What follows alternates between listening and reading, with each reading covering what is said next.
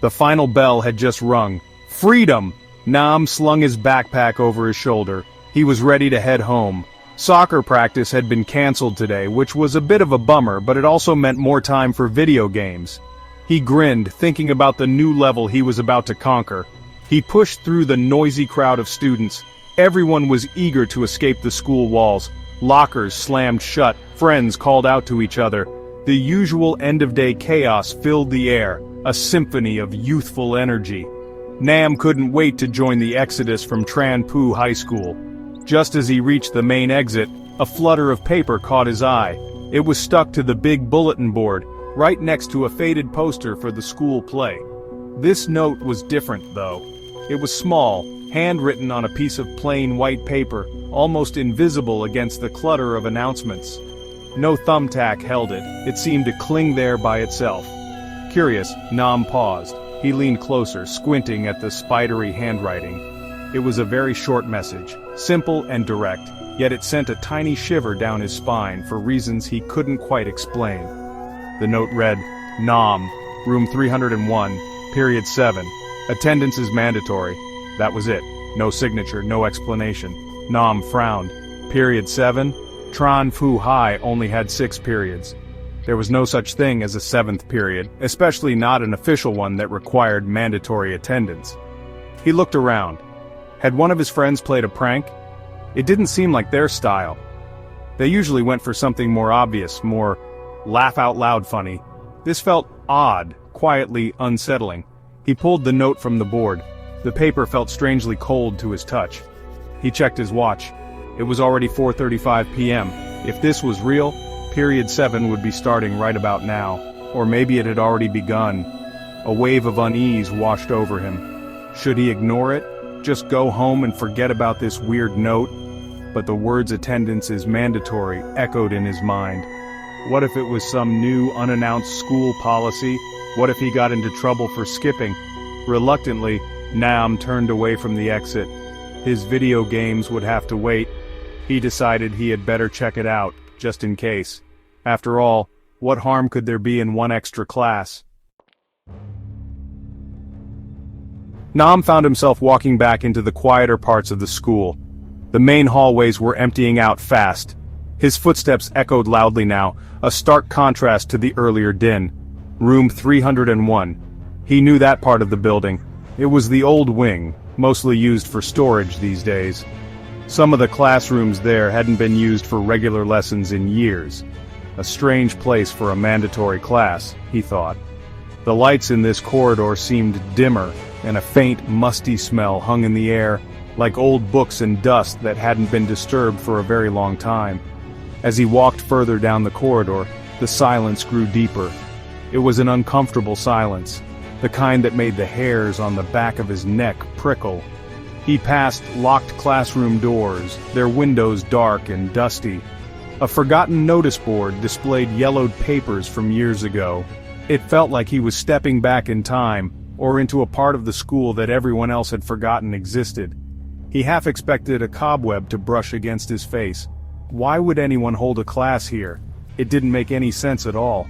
He could hear a faint sound now, or maybe he imagined it.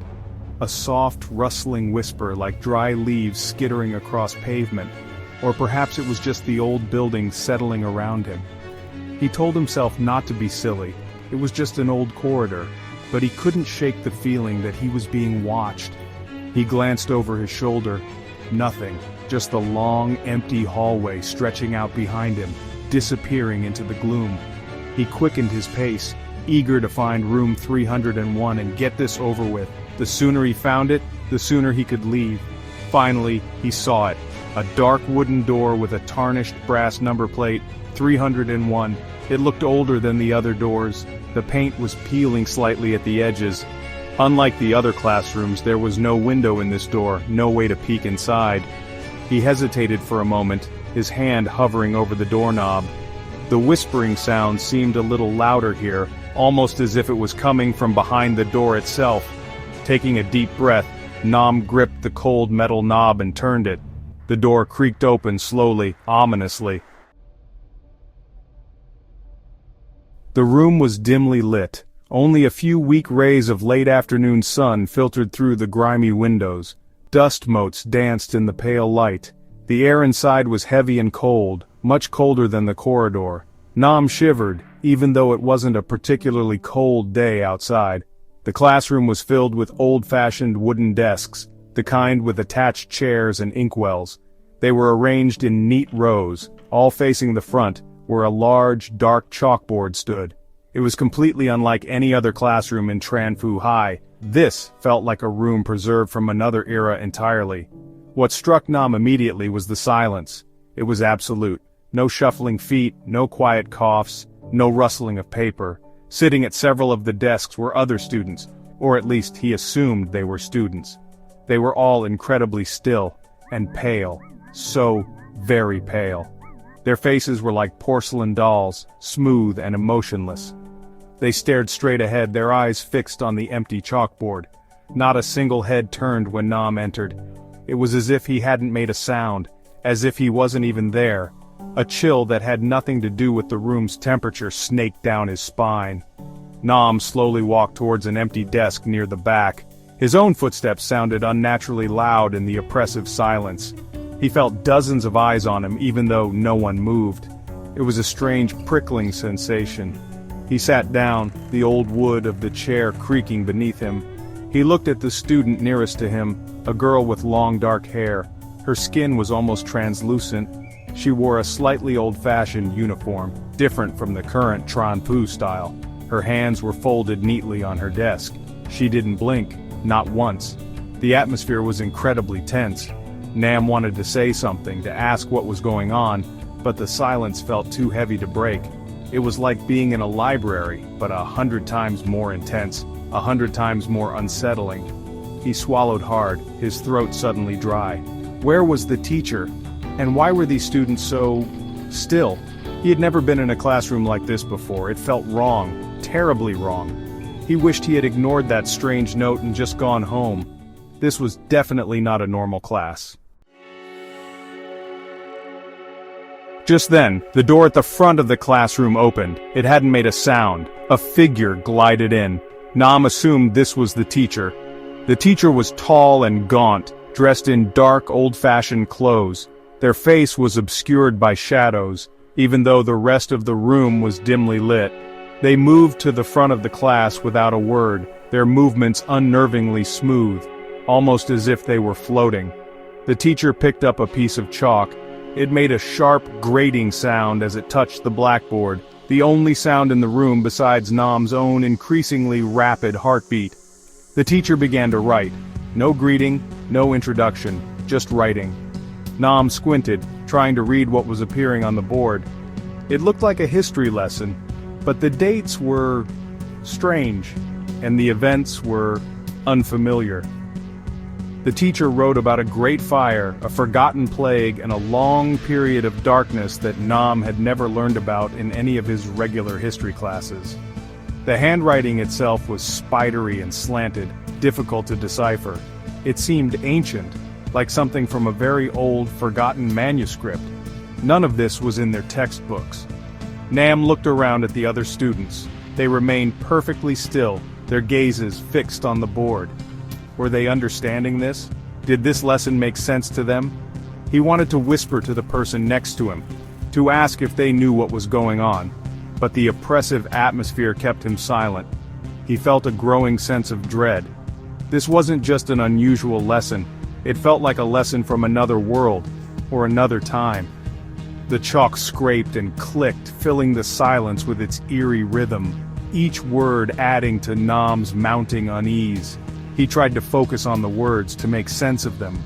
The teacher wrote about the lost souls of Sector 7 and the day the clock stopped. It sounded more like a ghost story than a history lesson. A shiver traced its way down Nam's spine. He had a horrible feeling that this wasn't just a random collection of strange facts. It felt important somehow, and deeply unsettling. What kind of class was this? And who or what was this teacher who seemed to materialize from the shadows themselves? He desperately wished he knew the answers. Section 5, Cold Company. Nam risked another glance at the student beside him, the girl with the long dark hair. Her pallor was unnatural, like fine marble. Her eyes, wide and staring, reflected the dim light from the windows with a glassy sheen. He noticed, with a jolt of cold fear, that her chest wasn't moving. She wasn't breathing. He quickly looked at another student, a boy in the row ahead. Same thing. Still, motionless. No subtle shift of weight, no fidgeting, no sign of life at all. His blood ran cold.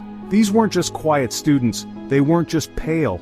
He wanted to scream. He wanted to jump up and run, but an invisible force seemed to hold him in his seat. His muscles felt like lead. His heart hammered against his ribs, a frantic drumbeat in the chilling silence. He slowly scanned the room. Every single student was the same, lifeless. Their clothes, he now realized, were subtly out of style, like old photographs from his grandparents' albums. Faded colors, slightly different cuts. They were like a collection of antique dolls, perfectly preserved but utterly devoid of life. He was sitting in a room full of ghosts, or something far worse. Panic began to claw at his throat. He had to be sure. He subtly nudged his foot, trying to tap the leg of the desk in front of him, hoping for a reaction. Any reaction. Nothing. No flicker of annoyance, no startled glance, just that same unnerving stillness. He remembered dropping his pen earlier when he sat down. It had rolled near the girl's foot. She hadn't moved an inch, not even a twitch. The realization hit him with the force of a physical blow. These students weren't alive. They couldn't be. He was trapped in a classroom with the dead. The teacher continued to write on the board, oblivious or perhaps indifferent to Nam's growing terror. The chalk scraped on, an endless, monotonous sound.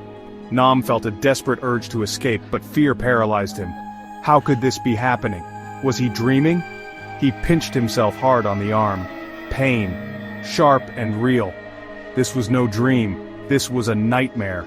And he was wide awake, living through every terrifying second of it. He had to get out. He had to find a way to leave this horrifying room and its silent, cold occupants. Section 6. When Shadows Move. As the teacher continued the strange lesson, Nam's attention was drawn to something else, something even more disturbing than the lifeless students around him. It was the teacher's shadow. Cast by the dim light from the windows, the shadow stretched long and distorted on the wall behind the blackboard. At first it seemed normal, mimicking the teacher's movements as they wrote. But then, Nam noticed something odd. The teacher raised their right hand to write, but the shadow on the wall raised its left. A small detail perhaps, but it sent a fresh wave of ice through Nam's veins. He watched, mesmerized by a new kind of fear. The teacher paused, their back still to the class. The shadow, however, did not pause. It continued to move. It seemed to detach itself from the teacher, growing larger, then smaller. It writhed on the wall like a living thing, independent of the figure casting it. The shadow's hand, long and claw-like, gestured wildly as if mocking the very lesson being written. Nam's breath hitched. This was impossible. Shadows didn't behave this way. They didn't have a life of their own. Or did they? The teacher remained still for a long moment, chalk poised in hand. But the shadow on the wall became more animated. It seemed to turn its shadowy head, even though the teacher hadn't moved. Nam could almost make out a pair of glowing eyes within the darkness of the shadow, staring directly at him. A silent, terrifying threat. The shadow then did something that made Nam's blood freeze. It raised a shadowy finger and slowly, deliberately pointed towards Nam. He felt a cold dread spread through him, a primal fear he had never known before. The teacher finally resumed writing, seemingly unaware of the grotesque pantomime their shadow was performing, but Nam couldn't take his eyes off the wall. The shadow was no longer just a shadow. It was a presence, a dark entity tethered to the teacher, yet possessing its own sinister will. It danced and contorted, its movements becoming more frantic, more menacing. It was as if the true nature of the teacher was being revealed, not by their physical form, but by the dark, twisted silhouette they cast. Nam knew with chilling certainty that he was in terrible danger. Section 7. The Room That Warped. As the teacher's shadow continued its unnatural dance, the very fabric of the classroom began to feel unstable. Nam blinked, thinking his eyes were playing tricks on him, but the unsettling sensations only intensified. The corners of the room seemed to stretch and blur, as if made of rubber.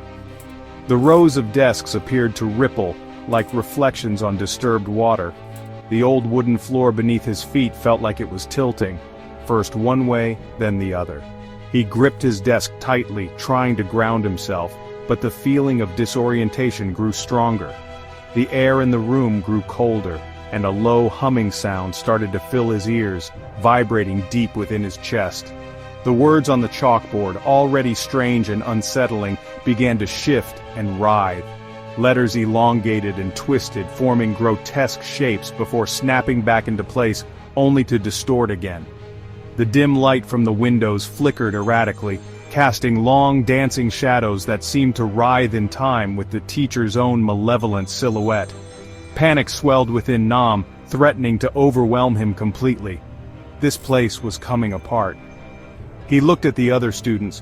They remained still, unaffected by the warping reality around them. Their pale faces were serene, their glassy eyes fixed forward. It was as if they were part of this distortion, or perhaps they were beyond noticing such trivial things as the laws of physics breaking down. The teacher too seemed unperturbed, continuing to write on the undulating blackboard as if nothing was amiss. Only Nam seemed to be experiencing this terrifying transformation of the classroom, making him feel even more isolated and vulnerable. The humming grew louder, and the walls seemed to breathe, pulsing in and out. The ceiling felt like it was pressing down, lower and lower. Nam felt a crushing pressure, as if the room itself was trying to suffocate him. He had to get out, now. The fear was a living thing inside him, screaming at him to run. He couldn't stay in this place a moment longer. The classroom wasn't just a room anymore, it was a trap, a bizarre dimension that was closing in on him. He had to fight the paralysis that held him. Section 8. A Desperate Dash. With a surge of adrenaline born of pure terror, Nam finally broke free from his fear-induced paralysis. He shoved his chair back. It scraped loudly against the tilting floor, a sound that seemed to echo in the distorted space. He didn't care. He had to escape. He leaped to his feet, his legs feeling shaky but determined. The teacher stopped writing. Slowly, oh so slowly, the teacher began to turn. Nam didn't wait to see their face. He couldn't. He knew deep down that seeing the teacher's face would be the last thing he ever did. He spun around and bolted for the door. The room seemed to fight him. The floor felt like sticky mud, trying to suck his shoes down. The air was thick and heavy, pushing against him. He could feel the cold, unseeing gazes of the silent students on his back, even though he knew they weren't really seeing anything. Or were they? A new, horrifying thought. What if they moved now? What if they tried to stop him? He didn't dare look back to check. He just ran, his heart pounding like a wild drum against his ribs. The doorknob felt miles away. The distance to the door seemed to stretch, the corridor beyond it a tiny speck of hope. He could hear a strange sighing sound behind him, like wind rushing through a crypt. Or was it the collective sigh of the dead students? Or perhaps the teacher, finally reacting to his desperate flight? He didn't know, and he didn't want to find out. He reached the door, his fingers fumbling for the cold metal knob. It felt slick, as if coated in ice. Or maybe it was just his sweaty palm. He wrenched the door open and stumbled out into the corridor. He didn't stop. He ran as fast as his legs could carry him, away from room 301, away from the silent students and the teacher with the living shadow. The corridor itself seemed longer than he remembered, darker, more menacing. He half expected ghostly hands to reach out from the locked classroom doors to drag him back. He kept running, fueled by a terror so profound it left no room for any other thought but escape. He had to get out of this school, now. Section 9. Lost in Time. Nam burst out of the old wing and into the main part of the school. He didn't slow down, sprinting through the now deserted hallways, past his own locker, past the principal's office towards the main entrance. He could almost taste freedom. The heavy exit doors were just ahead. He pushed them open with all his might and stumbled out into the late afternoon sun. He gasped for air, his lungs burning, his legs aching. He had made it. He was out. He was safe. Or so he thought. He leaned against the wall, trying to catch his breath, his body trembling. After a few moments, when his heart rate began to slow just a little, he turned to look back at Tran Phu High School. He expected to see the familiar building, the place he attended every day, but it wasn't there. In its place stood nothing. Just an empty, overgrown lot. Weeds and wildflowers grew where the school building should have been. A few crumbling foundation stones were visible, hinting that something might have stood there once, a long, long time ago. Nam stared, his mind reeling. This couldn't be. Where was his school? Had he run out a different exit? No, this was the main entrance, he was sure of it. Confused and terrified, he fumbled for his phone in his pocket. He needed to call someone. His parents, the police, anyone. His hands were shaking so badly he almost dropped it. He finally managed to switch it on. The screen lit up. He looked at the date displayed at the top. His blood turned to ice. It wasn't May 21st, 2025. The glowing numerals on his phone screen read, 13 May 2003. He stared at it, uncomprehending. 22 years in the past. Impossible. His phone had to be broken. It had to be. But as he looked around again at the empty lot, at the old-fashioned lampposts on the street, at a car driving by that looked like it belonged in a museum, a horrifying realization began to dawn.